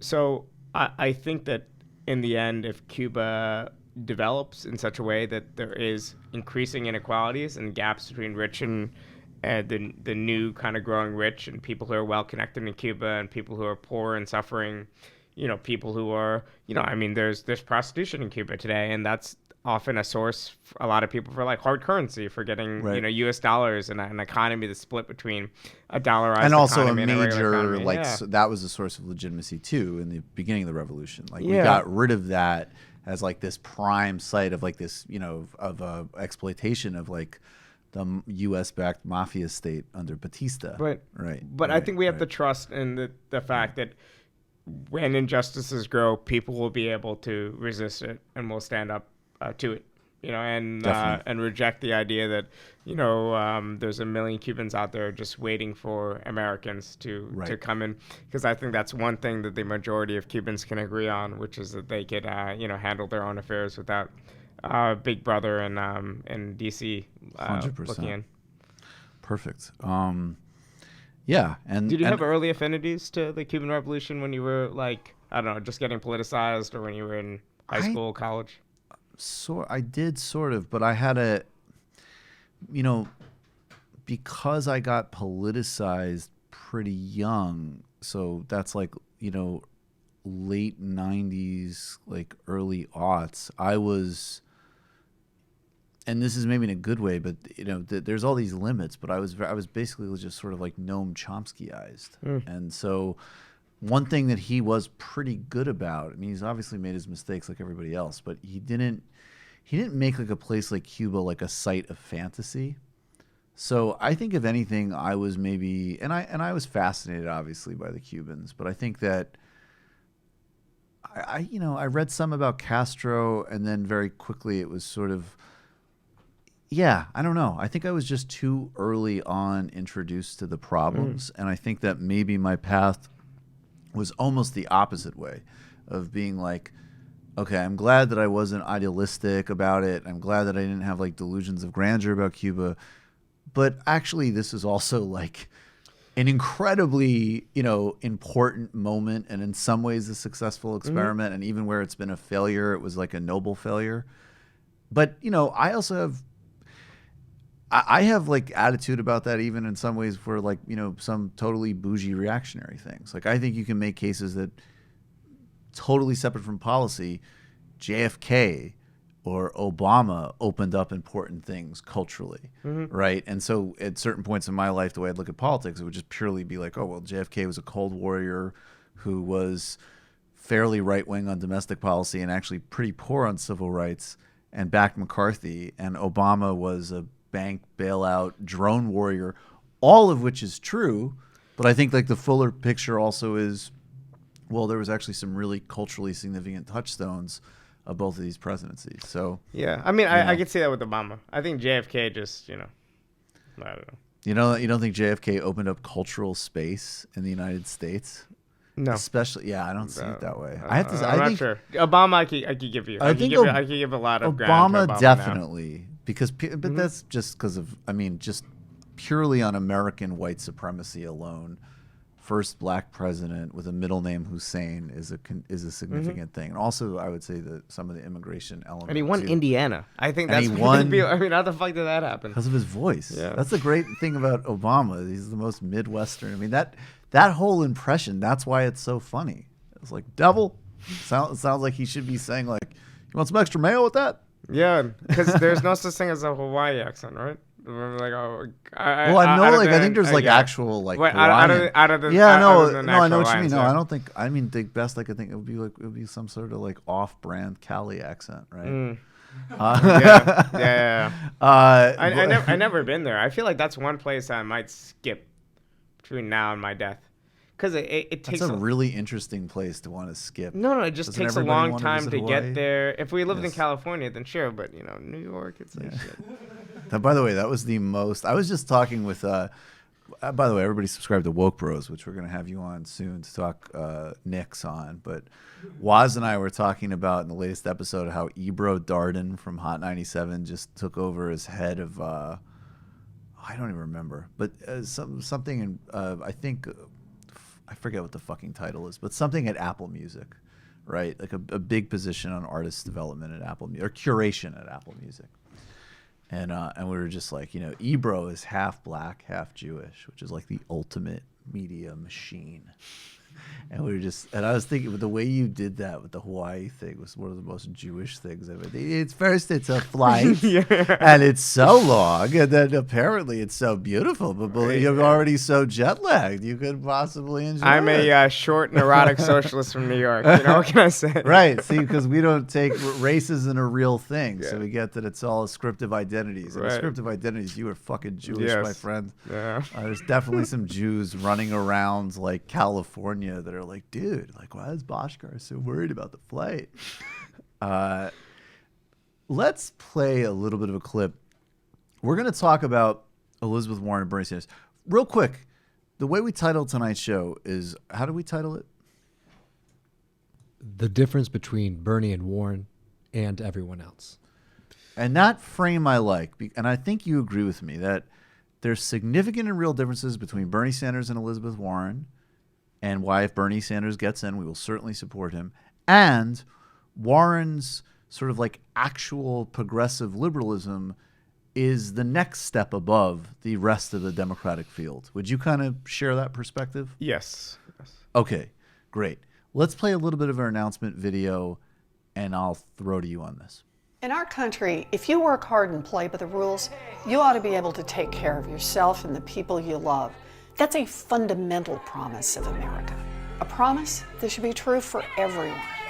Growing up in Oklahoma, that promise came through for me and my family. After my older brothers joined the military and I was still just a kid, my daddy had a heart attack and couldn't work. My mom found a minimum wage job at Sears, and that job saved our house and our family.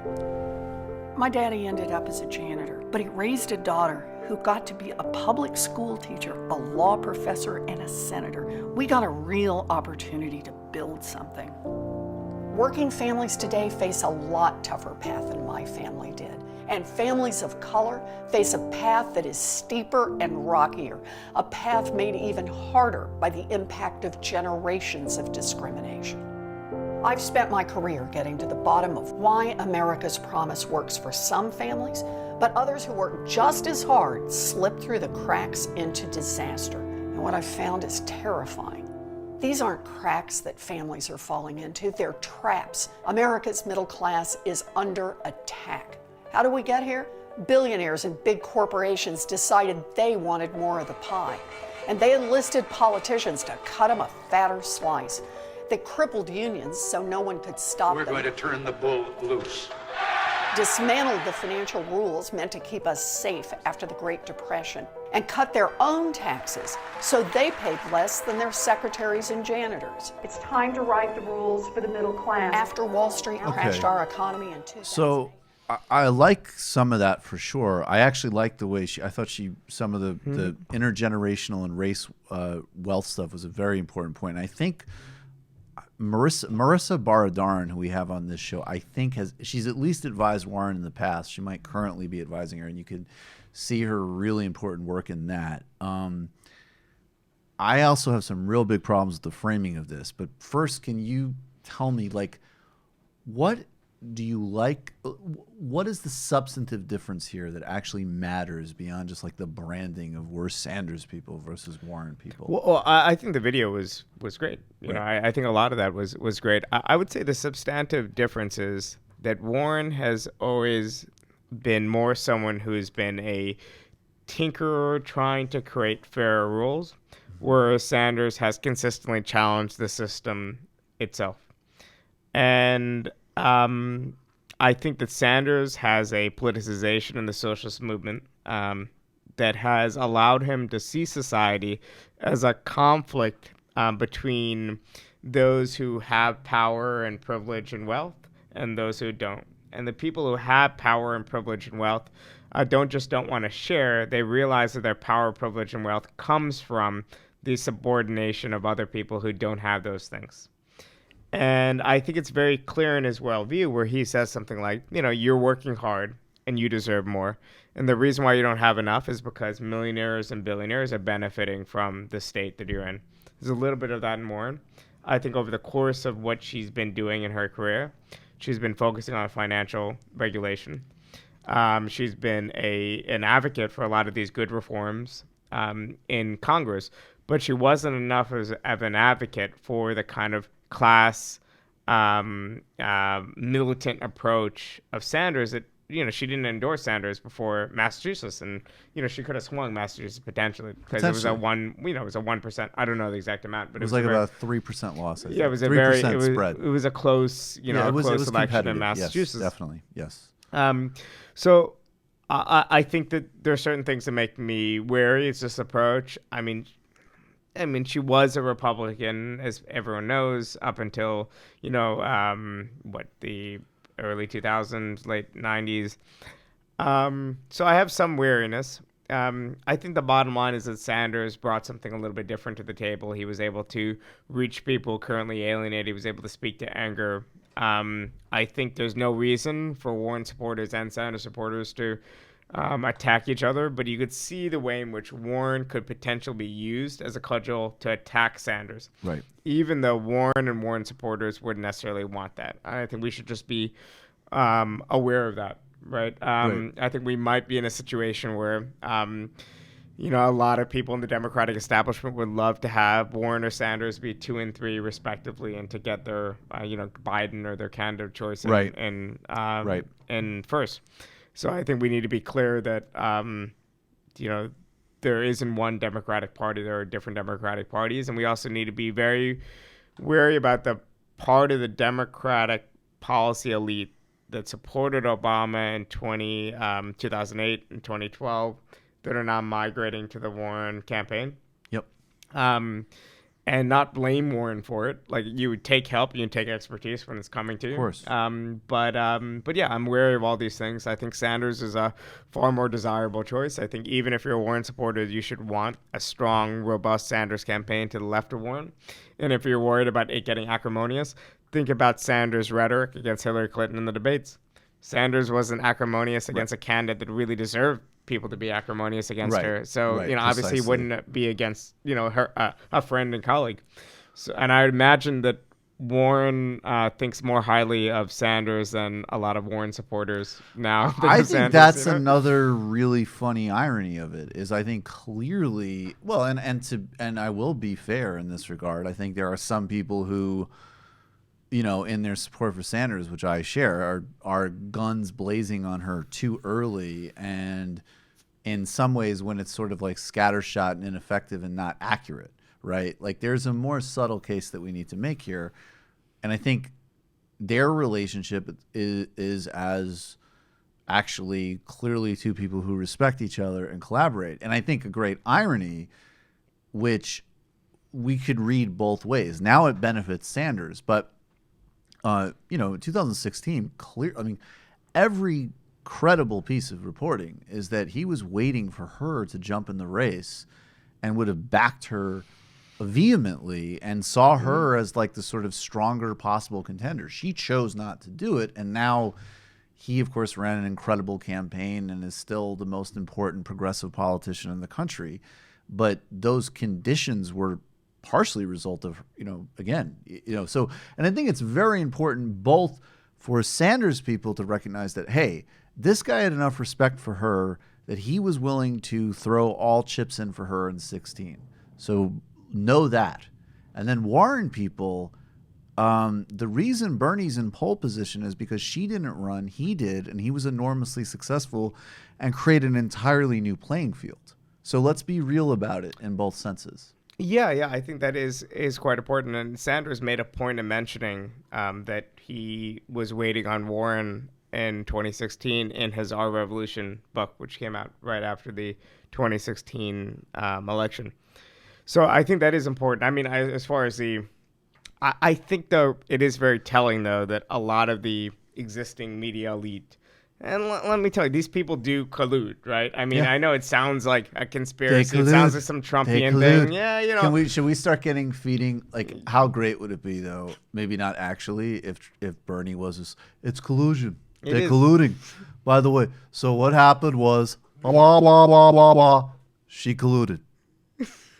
Pocahontas steps back from the mic like Trump. I actually like. The arms in the I air. actually think they won in 2020 meme thing. Trump did. It was pretty funny. Hilarious.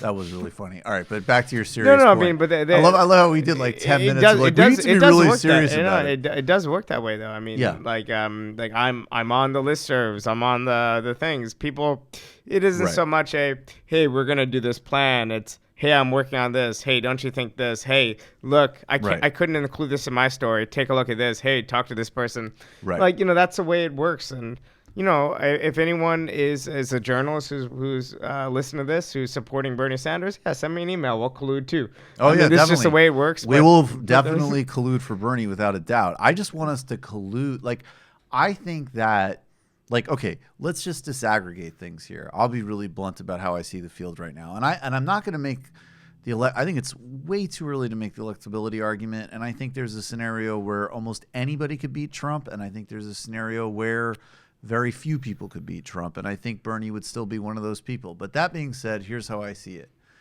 I think Joe Biden could definitely beat Trump just as a candidate and performer.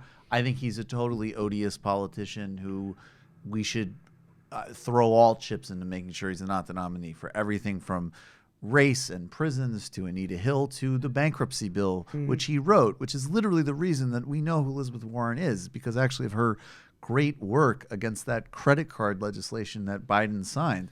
In addition to Iraq, in addition to cutting Social Security, I mean, this is just someone we should strongly oppose as a right-wing Democrat, even though he's a likable guy.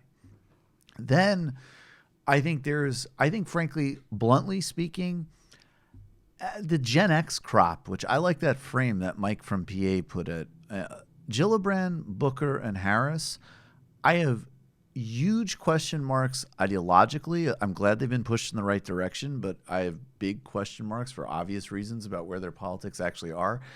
And I have huge question marks on just their ability to win a campaign and have the type of skill sets in terms of like charisma to win a national race. I have these are neither, Elizabeth Warren, Bernie Sanders style like substance, and neither are they anywhere like Barack Obama, Bill Clinton. Okay, you just got charisma. Maybe Beto has that. Maybe that's his lane. But I just think that, so I won't hit them as hard as Biden because they've moved in the right direction on major issues like Medicare for all, but I have just a fundamental skepticism of them ideologically and performance-wise. But that being said, like, I want the debate with Warren to be on the right terms. And so I will keep reiterating, at least as of now, I like her, I respect her, I think there's significant differences between her and the rest of the field. And I think that there are these fundamentally different ideological underpinnings that actually matter for how we get out of our predicament.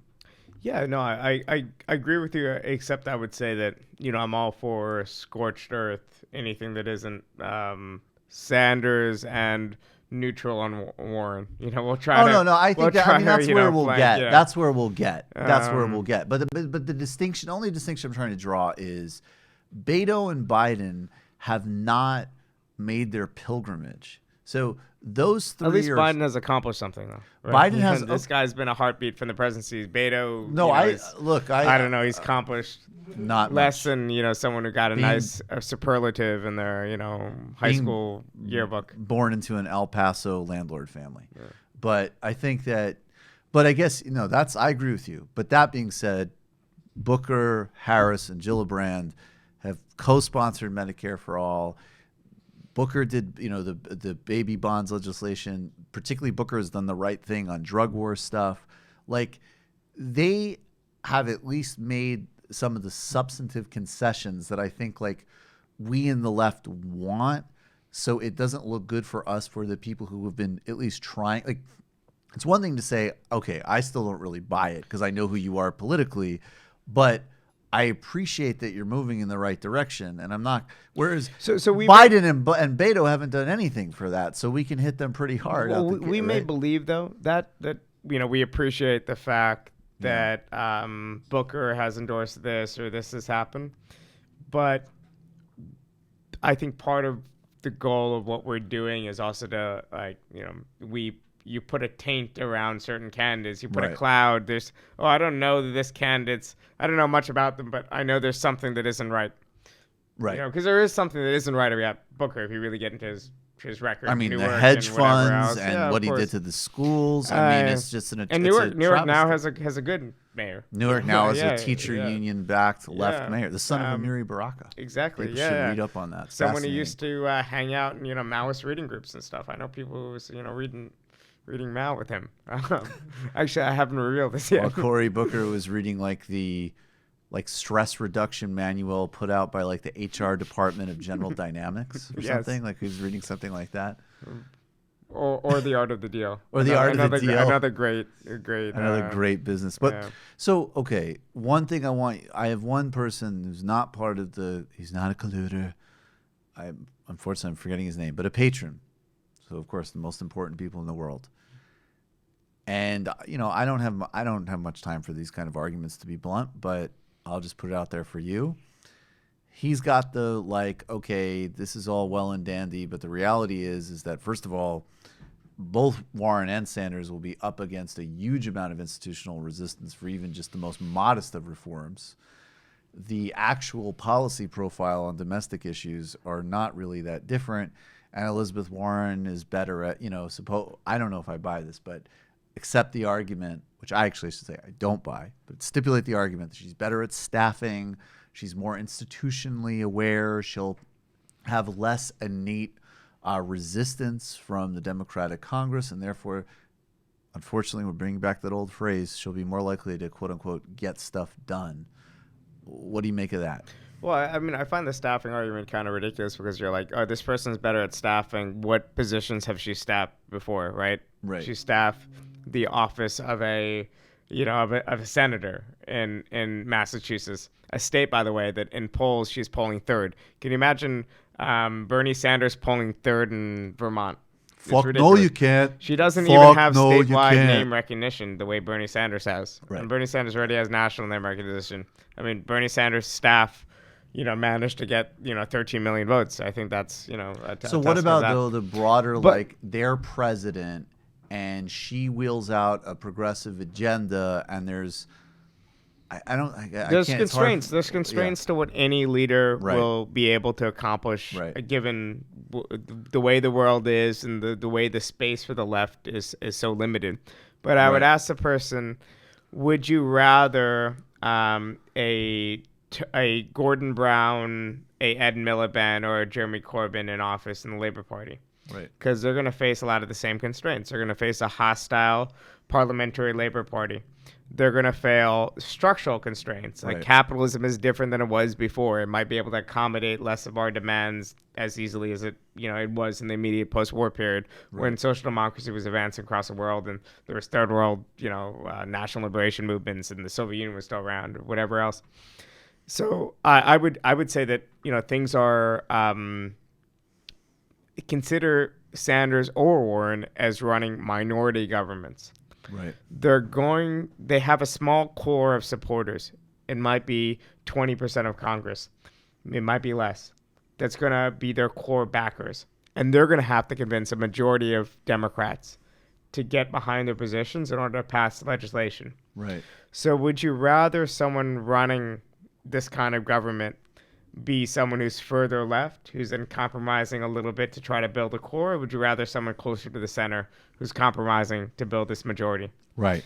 And also, it's not just a matter of passing legislation. Right. I think a key task for the left today is not so much writing legislation so much as changing the conditions with legislation is written.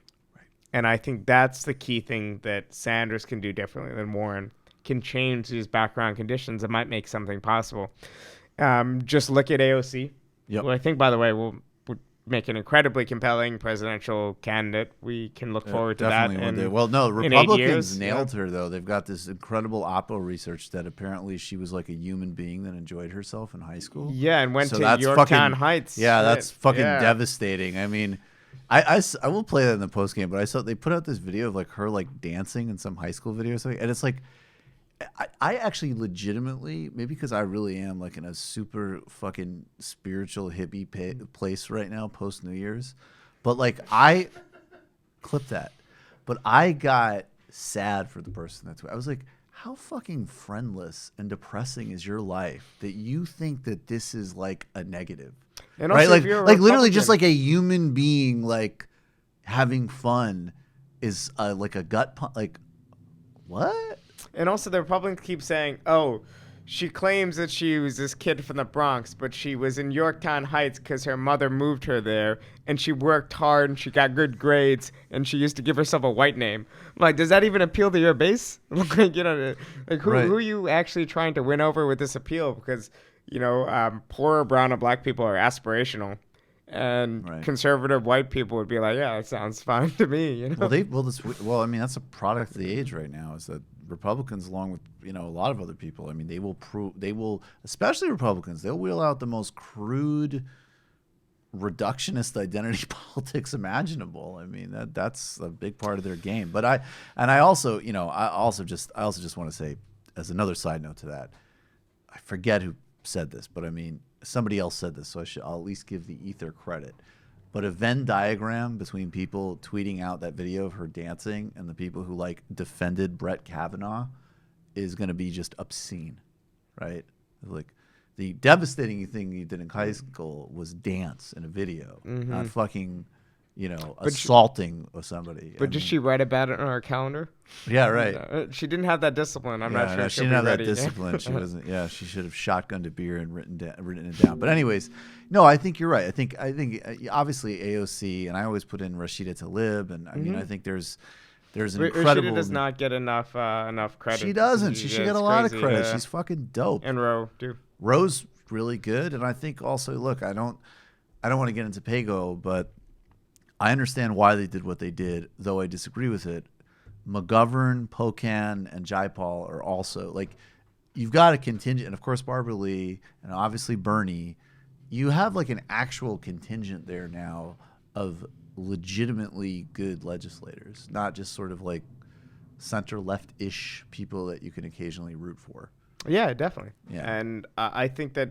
And Ilhan Omar, I would add to that as well. But what we'll see, though, is that Warren will be the favorite for a little bit when the comparison is Warren versus Sanders. Now, when Warren starts attacking others in the Democratic field, when she starts challenging their policies, when the debates start, maybe the table will turn on Warren. And how will she respond to these attacks? Right. If she adopts a combative approach, then, yeah, you're right. People like me, if we keep adopting this very cautious or hostile posture towards Warren, will look silly. And if she capitulates, if she tones down her attacks, if she's critical of Bernie, if she says things like she said on CNBC the other week that says, I'm a capitalist, I believe in the free market, system. Right. Now, I'm sure even a lot of people who are liberals, a lot of people who are Democrats, fundamentally believe in the free market system, so-called, who believe in things that I don't believe in. But to go out there and say it actually means you're supporting corporate power as it exists today. That's it means right. Yeah. No, I love that you made that distinction, because it's like, look, in reality, I understand that most people, and this is another task of us as socialists, is like, no, we're not just talking about social democracy. We're not just talking about regulation. We're talking about democratizing the economy, and that is not on most people's political radar yet. But conversely, that doesn't, when they say that on CNBC, that's not don't worry, I don't want to completely get rid of markets. That's a reaffirmation that even though I'm a reformist, I'm still okay with the basic sort of like corporate order of America. Mm-hmm. And that means something different. And that is a fundamental problem. And, and that was another distinction with Bernie, right? Like, I know, again, people on the left could be dissatisfied with some of his compromising answers, but he still basically said that in 2016. Like, I'm not a capitalist in the sense that you're asking it, because I really I don't want that level of concentration of power, period. And he's still the only one saying that. Mm-hmm. So maybe are you talking about really like also just actually a bully pulpit effect, right? Yes, yeah. I think that is important, but also like, is Warren on picket lines? Like, has she, Bernie tied in his New York primary? People kept saying, he was a big disaster in New York. He didn't get that many votes. He lost by a pretty big margin. But if you actually look what he was doing when he was campaigning, he was supporting the Verizon strike. Yeah. He was doing a bunch of other stuff that is what a left-wing politician does. So it's, it's not just personality politics. For me, it's that I trust Bernie. So I will admit that if I hear something about Bernie, hear something about his campaign, my first instinct is going to be, all right, I know this guy, I trust this guy. Yep. He gets the benefit of the doubt. That's my knee-jerk reaction. I'll admit to that bias. Yep. But with Warren, let's see. I'm wary of the people around her more so than I'm wary of her. And I want to see how she relates to a Sanders candidacy, if Sanders does, in fact, run. And then we'll see. I honestly do think Sanders will be more competitive and more compelling. I think Warren's getting a lot of attention now because she announced first, and there's been a big gap. But I do not believe she'll be that competitive. And if she isn't that competitive, that means that a lot of her supporters will flock to Sanders, hopefully. In fact, her supporters might not flock anywhere because a lot of the game of these primaries is about name recognition and perceptions of electability. Right. And there is a degree of randomness to it. Right. But we'll see how it is. But the bottom line is there's going to be a very noxious and ugly media battle between the two camps. And we need to separate what's battles between a bunch of people who want jobs in the next administration or a bunch of reporters who want access, and what's issues of substance, and we need to be separate, somewhat aside of that. No, I agree with that, and I think that's, and that's also just why I want to I want to touch two other things really quickly on this before we go to the post game. But I just want to really center though, and I'm being honest. There's a lot. I like Elizabeth Warren. I think she has a tremendously admirable record on the issues she talks about. I think the fact that she proposed government production of generic drugs is amazing and actually does have some of the significant decommodification implications. I think she was one of the first people that signed on to Medicare for All. I like this candidate. She hedged on Medicare for All. But I want to stipulate all of that because I think especially with her, and I know obviously this is going to make no difference for people, the type of disingenuous people we're talking about, but it's going to come to that point. I'm going to lay markers down every step of the way where, if she does come around and say, hedge on Medicare for All, or, my position on foreign policy is that Netanyahu should write our foreign policy, or whatever, I'm going to criticize that robustly and contrast that with a far better Sanders policy. And if you come to me with any bullshit about that's not a woke take, I'm going to, maybe the first time I'll point you to a clip praising her for all of her excellent work. And then I'm never going to have that engagement again because it's fucking nonsense. And And it's very clear with her because you couldn't, with Hillary Clinton, the attacks were disingenuous too. But for what it's worth, there wasn't much, it's like I could say, I recognize the historical nature of Hillary Clinton, and that's about it. I have a fundamentally different view of the world than she does. Warren, there's a lot I appreciate about her. There's a lot I respect about her. She's done a lot, and it's great, and I totally acknowledge that. And Bernie is my preferred candidate because I'm a democratic socialist, and now, let's get on the field and see how it shakes out. And also, at some point, the villain becomes a hero. I mean, in that, Hillary Clinton, who doesn't feel a little bit bad for her, right? Oh, now, totally. Yeah, she worked really fucking hard. Hating on for Hillary whatever Clinton reason. now is absolutely overkill, 100%. Yeah. But I'm talking in the most, in the with her era. I'm not talking the flip side, which is the first could have won, or at least front running woman presidential candidate in American history loses to this grotesque, obscene misogynist. She's no, like of course. Smith right after game one. You don't say a word, just kind of, Oh no, I'm totally with you. We totally be classy about it. All right, and then just another distinction between Warren and Sanders. He's now light years ahead of her in terms of foreign policy. I would say that's also a really important thing that we can't just completely backburn her in the primary. Yeah. I have vaguely heard that she is moving the right direction on Great. foreign policy. I have no evidence Right. of this. I've just heard this in email threads of people telling me to reevaluate Warren. But yeah, I think there is a fundamental difference in their worldviews. Let's just see how it plays out during the campaign. And you think he can constitute as part of that quote unquote effectiveness argument? You're talking about basically to if I could put words in your mouth, if I understand you correctly, if Sanders is elected, if Corbyn is elected, we will need a type of street organization, broader sort of engagement of politics in any number of ways in order to even have a prayer of passing any of that type of even reformist agenda, that it's going to look like just a massively higher level of political engagement, basically. We're going to need people who think about society in terms of class and who are trying to take power and privilege away from people who currently have it. Yep. And if Warren talks about this polarization, I think that's a good thing. If she talks about the rules of the game not being fair, that's what I didn't needing like in to be that video. Fair, yes. Then I think we have a problem. Yep. Because the problem isn't just distributional. It's not just a matter of things being unfair. If you made the rules of the game fair, you wouldn't have a game. Right. I think that's a trick of capitalism. And obviously we're not going to abolish it anytime soon. We're not going to abolish it under a Sanders administration.